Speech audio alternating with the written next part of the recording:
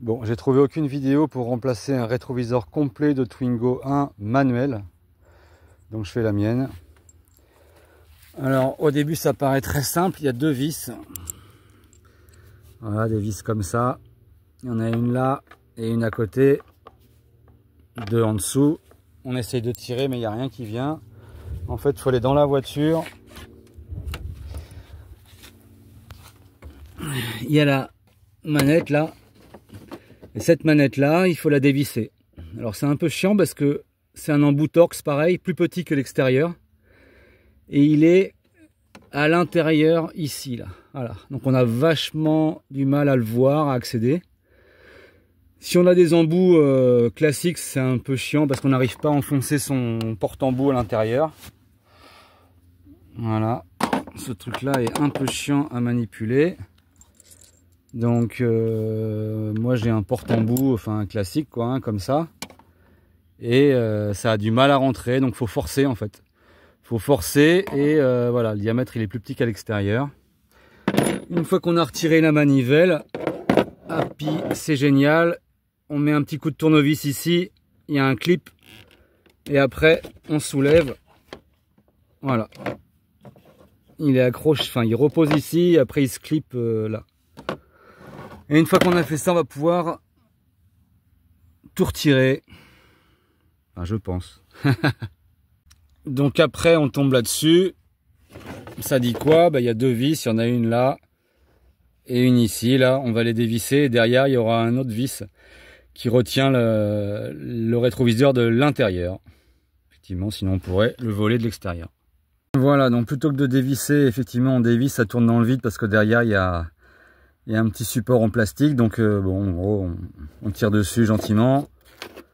Et derrière, il y a le reste de la visserie, voilà, pour démonter de l'intérieur. La vis qu'on voit en haut, enfin l'écrou qu'on voit en haut.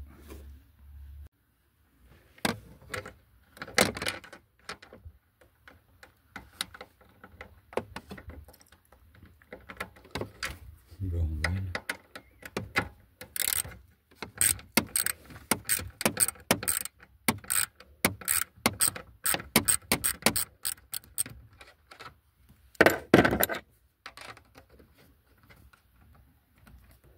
Voilà, là il commence à bouger vraiment dehors, extérieur.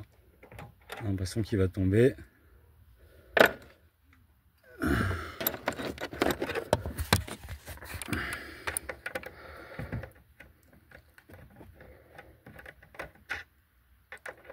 Ah ouais. Plus je dévisse, plus ça bouge. Il ne s'agit pas. Il est déjà cassé, mais je vais essayer de le recoller en fait. En attendant, je mets celui que j'ai acheté. Voilà, la vis est quasiment retirée. Je vais la retirer à la main. Je vais tenir au cas où. Voilà. Et normalement, ce truc doit venir tout seul. Oh là, voilà. Et ben voilà. Et ben voilà. Ouais, on voit à travers. Peut-être le laisser comme ça pour faire une petite fenêtre. Bon, l'avantage quand on met le nouveau, c'est qu'on peut l'enquiller directement. En fait, on n'est pas obligé de... Ah, j'ai fait passer le joint. Voilà.